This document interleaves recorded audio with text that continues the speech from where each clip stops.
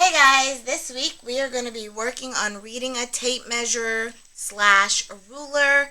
And on this particular one, our units are going to be in feet and inches. So the first thing we do is we look at our whole numbers. Those are the big numbers that are already written or printed on the actual ruler or tape measure. And in this case, we're going to be measuring this bar. Now if you look, this bar has not made it to 41. It's nowhere near it. So what number comes just before 41? Of course, is 40. So we're going to write a nice big 40 there. That's our whole number. And I'm going to go ahead and draw my fraction bar. Now, to figure out the fraction part, we're going to have to figure out where the bar stops. And in this case, the bar is going to stop right here at this blue line. So now I have to figure out where that line is.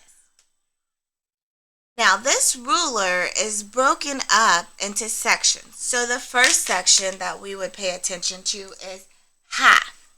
So in this case, there's the halfway mark. Okay? And so what we have done now is we have decided that we're at half and we need to be at a different number. So we need to be at past a half. It's more than a half. The easiest way is to learn your fraction numbers and know that each teeny tiny tick mark, and my finger's going to be too fat on the video, represents 1. So every line, no matter what the length is, has a value, and so we're going to count each little line. 1, 2, 3, 4, 5, 6, 7, 8, 9, 10, 11, 12, 13, 14, 15, 16, 17, 18, 19, 20, 21, 22, 23, 24, 25, 26, 27, 28, 29, 30, 31, 32. So each little line is some type of 32. Those are the teeny lines. That's every line. So every line on this ruler is 32.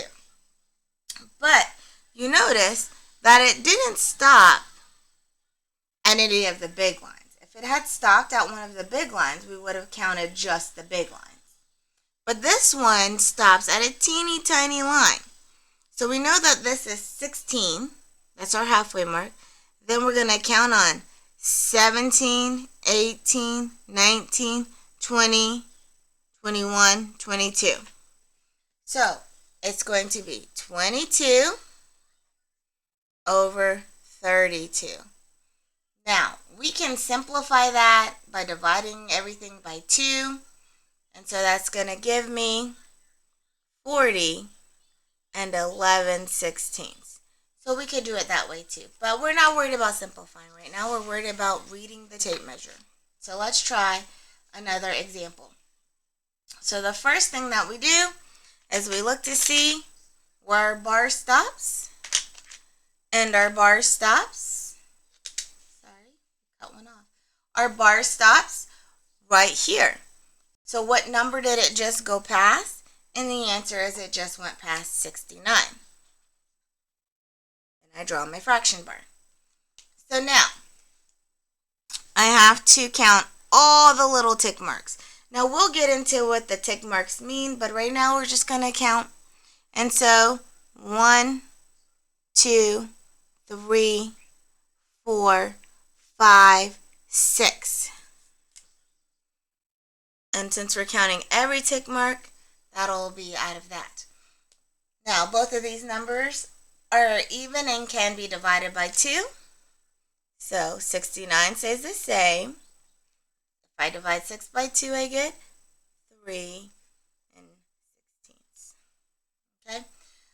So sometimes the rulers are in 30 seconds, which is what these rulers are. Sometimes they're in eighths. Sometimes they're in fourths. Sometimes they're in halves, which is why it's important to count how many lines are between the whole numbers to decide if you're going to be on 30 seconds or 16ths or fourths or eighths. So let's try another one. Our last one. What's the whole number it's gone past? Well, you can see that it's gone past 24. Now, we have to count all the little lines, because again, this ruler's in 30 seconds, or this tape measure's in 30 seconds. So we're going to count. Luckily, 1, 2, 3, 4, 5, 6, 7, 8, 9, 10, 11, 12, 13, 14, 15, 16, 17, 18. So there's 18 little lines. We know it's in 30 seconds. So now we divide by 2 and we get 9/16. So that's the skill of reading the tape measure. This ruler's in 30 seconds because that's the first one, easy just to count. But as we progress throughout the week, you'll see different sections for you to do and get your answer in. All right, bye guys.